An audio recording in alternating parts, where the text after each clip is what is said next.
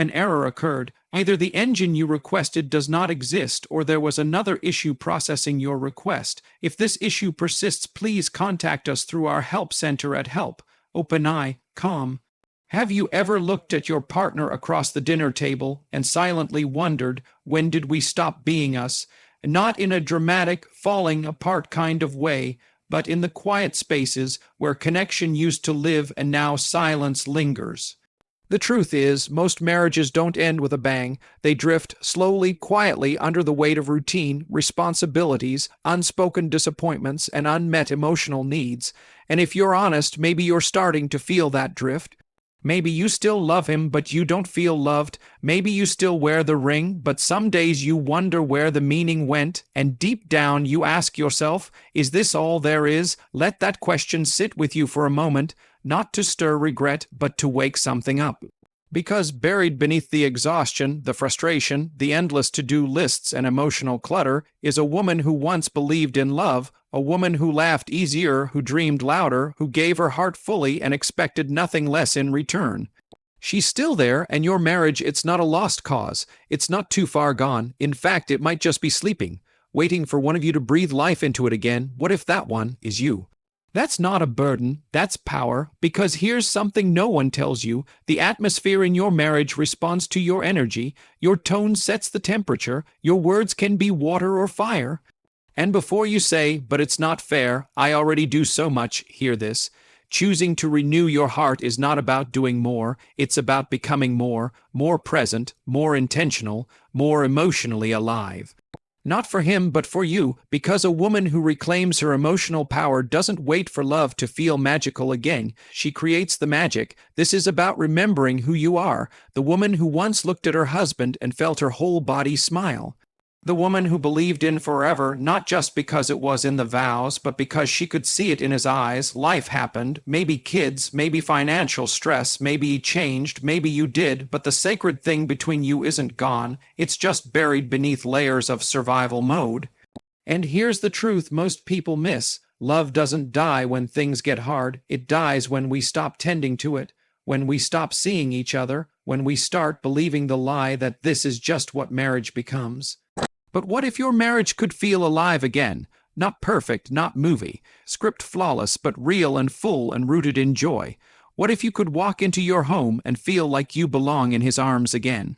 What if you could go to bed and feel seen, not just as a wife or a mother, but as a woman, deserving, radiant, chosen?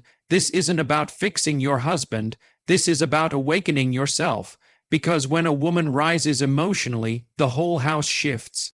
When she decides to stop waiting for permission to feel loved and starts embodying love, she becomes a force, soft but unstoppable. That doesn't mean pretending everything's okay. It means facing what's not okay with courage and grace.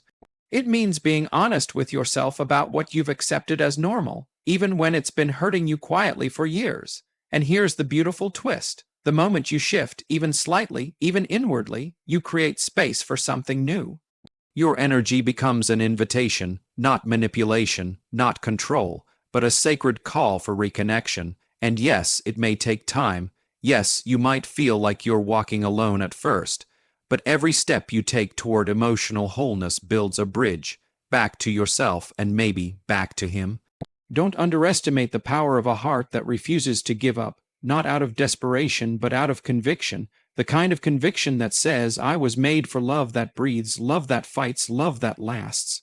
If there's even a flicker left in your heart, if something in you still whispers don't give up, then this moment is not the end, it's the turning point. And if you stay with me, really stay, I promise you this, you won't just be inspired. You'll be transformed, not by lofty ideas, but by truths you already know deep down. Truths that will remind you how powerful you are not just as a wife, but as a woman capable of changing the emotional climate of her entire world. So stay, because by the end of this, you won't just hope for a better marriage, you'll know how to breathe life into it again. Maybe no one told you this before, but emotional disconnection doesn't begin with big betrayals. It begins in the small, unnoticed moments. The glance that's not returned, the conversation that never leaves the surface, the hug that feels like a habit instead of a choice. Over time, These tiny fractures build walls where bridges used to be. And you, the woman who once felt so close, so intertwined with his world, now feel like a visitor in your own marriage. But here's the truth. What feels distant can become intimate again. What feels numb can wake up. Not by chance, by intention. Intimacy isn't found, it's created, brick by brick, moment by moment, choice by choice. It's not built in grand vacations or candlelit dinners, though those can help. It's built in the ordinary. The way you look into his eyes when he walks through the door, the tone in your voice when you ask how his day was, the softness in your heart when you choose to understand instead of defend. Intimacy is not something you wait for, it's something you build. And it doesn't start with him. It starts with you deciding that you are worthy of connection that runs deep. But how do you do that when your emotional tank feels empty, when your own needs have been buried beneath everyone else's? The answer isn't in waiting for him to change, it's in turning inward. Because when a woman meets her own heart with compassion, she becomes magnetic. When she gives herself the love she's been waiting for, something shifts. Not in a loud, dramatic way, but in a quiet, powerful one. She stops pleading to be seen and starts showing up as someone who sees herself. That kind of self-respect radiates. It realigns the room before a word is even spoken. And yes, it's hard. It's hard to pour out affection when you feel unseen. It's hard to be gentle when you've had to be strong for so long. But here's the soul, stirring truth. You are not being asked to be perfect. You are being called to be present, fully, vulnerably present, because love doesn't grow where masks are worn, it grows where authenticity lives, and sometimes that authenticity means saying, "I miss us," without blame. Sometimes it means reaching for his hand even when pride whispers that he should reach first. Sometimes it means loving boldly even when your heart still carries bruises. Healing doesn't start when he gets it right. Healing begins when you get honest, when you stop pretending that you're okay with crumbs of attention, when you stop numbing your loneliness with busyness, when you stop telling yourself that this is just how men are, and start remembering that your soul was designed for depth, not surface-level survival. You are not asking for too much. You are asking for what is sacred: connection, safety, partnership, and yes, it may feel like you're the only one trying, but that doesn't make your effort weak. It makes it sacred, because when a woman loves with clarity, when she stands in her truth, speaks with grace, and leads with emotional intelligence, she becomes unstoppable. Her home begins to reflect her inner peace. Her marriage begins to respond to her presence. She doesn't chase, she doesn't beg, she invites, and when her man finally looks up and sees her not just as his wife, but as a woman worth fighting for, the atmosphere changes. It's not magic, it's alignment, and alignment always starts with courage. There will be moments when you feel tired, moments when your heart aches for him to notice, to show up, to remember who you are. In those moments, resist the urge to shut down. Don't armor up, open, not recklessly but bravely, because vulnerability is not weakness. It's power under control. It says, I care enough to show you my heart, even when it's easier to hide. And in marriage, that's everything.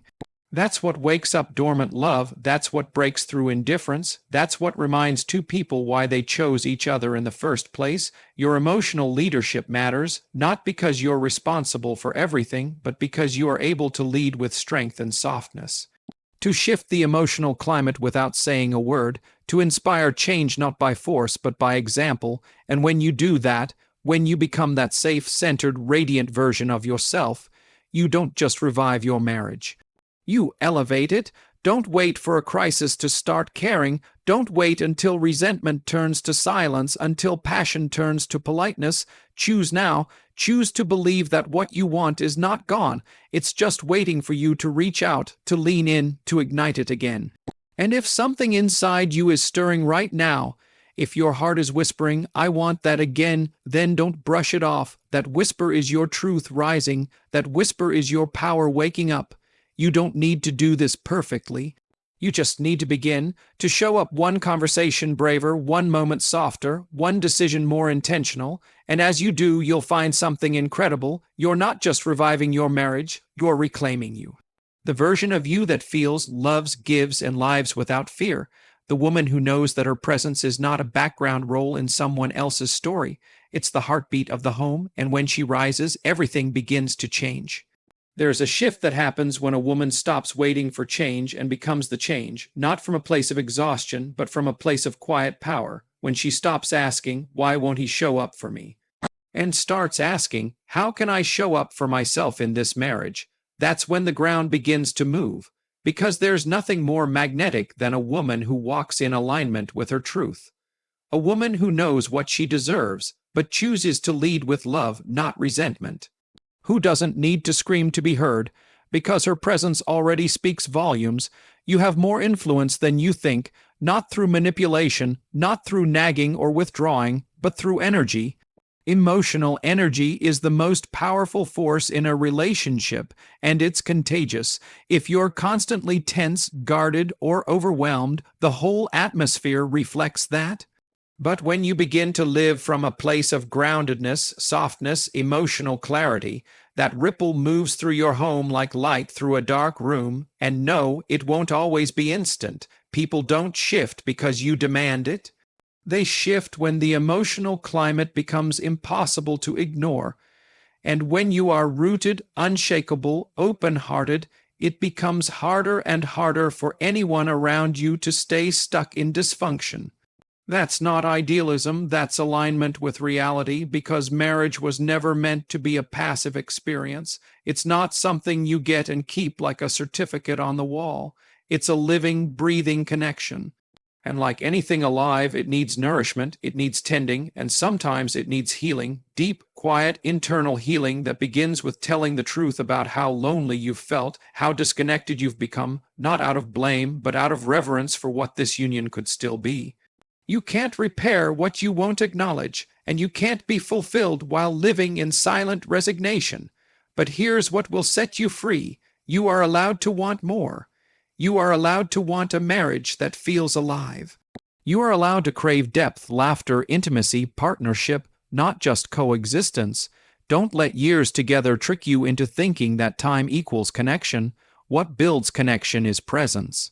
Vulnerability, mutual curiosity, emotional responsibility, and yes, both people must play their part. But when one person decides to show up fully, the tone begins to shift. You may wonder, what if he doesn't meet me there? What if he's too closed off, too distracted, too wounded himself? Then hear this truth and hold it close. You can't force someone to change, but you can create an environment where change becomes possible. Where love feels safe again, where emotions are not battles to be won, but bridges to be built, and sometimes your healing becomes the mirror he didn't know he needed. Sometimes your peace unsettles his patterns in the best way possible. But even if he doesn't shift right away, you still win, because in choosing to rise emotionally, you stop waiting to feel worthy. You stop needing someone else's behavior to validate your softness, your strength, your depth. You become whole, and wholeness is attractive, wholeness is powerful, wholeness commands a different kind of love, not one rooted in duty, but one born from admiration, respect, and genuine desire. You've been strong for everyone else for so long. You've held the family together. You've made sure the bills were paid, the children were cared for, the house kept moving. But now it's time to hold yourself, not just functionally, but emotionally. It's time to nurture the part of you that still longs for passion, for deep conversations, for being held not out of habit, but out of hunger. That part of you is not foolish, she is sacred, she is the truth beneath the surface. And the moment you stop silencing her, your life begins to shift. This is your moment, not to beg for crumbs of attention, but to rise into a new standard of emotional connection. Not to fix everything overnight, but to walk with clarity and courage into what your soul already knows, that you were made for love that grows, that breathes, that evolves, and you are not powerless. You are the thermostat, not the thermometer. You don't just react, you set the emotional temperature, and from that place of strength, you stop fearing discomfort. You're no longer afraid of the hard conversations, the emotional honesty, the silent stretches. Because you understand now, they are not signs of failure, they're invitations, opportunities to either grow together or grow as individuals. Either way, you are growing. Either way, you are awakening to a deeper kind of love, one that starts within but ripples outward into every part of your relationship. So don't shrink to keep the peace. Don't dull your heart to avoid disappointment. Lean in, risk feeling again, risk hoping again, not because love is guaranteed to follow, but because you deserve to live fully, deeply, and honestly. And if your heart is still beating for this man, still believing in what could be, still whispering, "We're not done yet," then this isn't the end. This is the resurrection. This is where love remembers who it was always meant to be, and you are the spark. If your heart is still willing to try, then that willingness is proof that love hasn't left. It's only waiting for your courage to lead it home. Because in every woman who refuses to give up, there's a quiet fire the world underestimates, a fire that says, "I'm not here to settle, I'm here to feel seen, valued, cherished, not because you demanded it, but because you dared to believe you were worthy of it." And when that belief becomes more than a whisper, when it becomes a way of life, everything begins to move around you. You weren't created to live numb. You weren't made for a marriage that just looks okay on the outside but feels empty behind closed doors. You were created for connection that feels alive, for a partnership that isn't just convenient but sacred. You don't need anyone's permission to pursue that, not even his, because when you rise into emotional honesty, when you reclaim your desire to be known again, you become a catalyst. And a catalyst doesn't wait for change. They are the change. Yes, it takes strength. Not the kind of strength that pushes through silently, bottling everything until you break, but the kind that says, "I'm allowed to feel disappointed, and I'm still allowed to believe.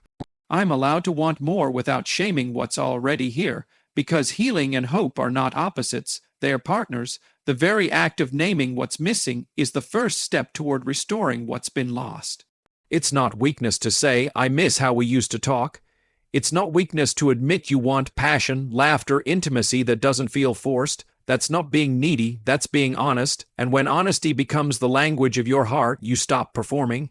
You stop pretending everything's fine just to keep the peace. Because the kind of peace that costs you your voice is not peace.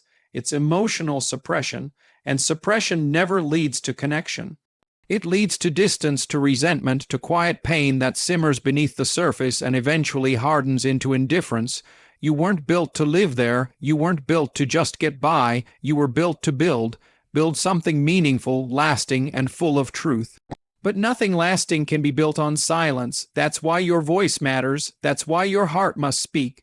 Not to accuse, but to invite. Not to blame, but to open a doorway where healing conversations can happen. Where you can say, "I want to feel close to you again," and mean it. Where you can say, "I've been hurting too," and not feel weak for needing more.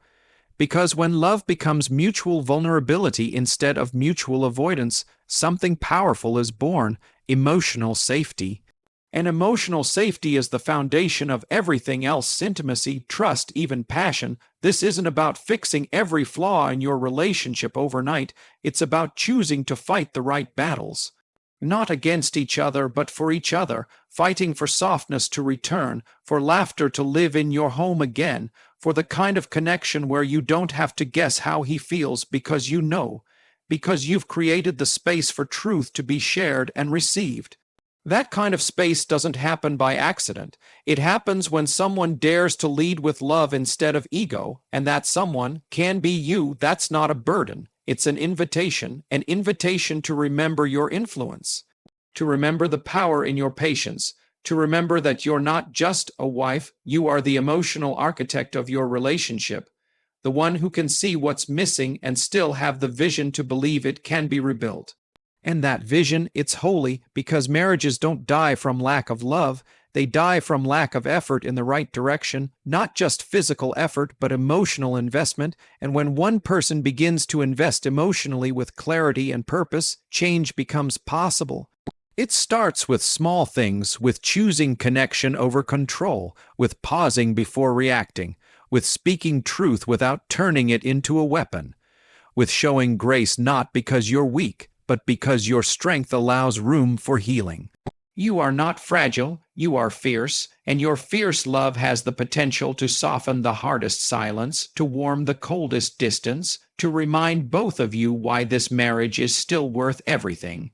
And maybe he won't respond right away. Maybe his own heart has its own healing to do, but you're not doing this just for him. You're doing it for you, for your peace, for your joy, for your clarity, because whether he joins you or not, your heart deserves to be fully alive. And the more you walk in that aliveness, the more impossible it becomes for love to stay stagnant. So don't look back in 10 years and wonder what could have been if you had just tried one more time from a different place. From your power, from your truth, from your softness, try not out of desperation, but out of intention. Love is still a choice, and if you choose to breathe life into it with everything you've learned, everything you've remembered, everything you've reclaimed, then you won't just be holding on. You'll be rising higher than ever before.